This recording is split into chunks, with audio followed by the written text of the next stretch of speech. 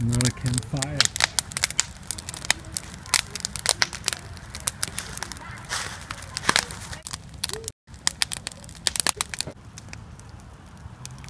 Well, this fire has been burning about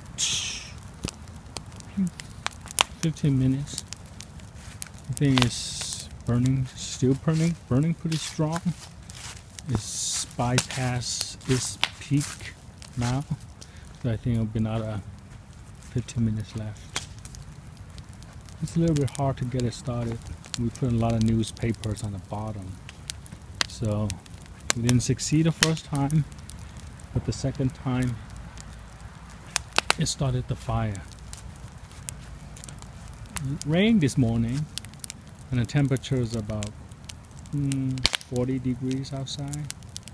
So this fire is perfect. And enjoy it.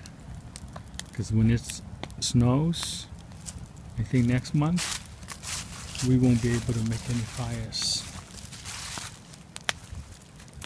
Nice, isn't it?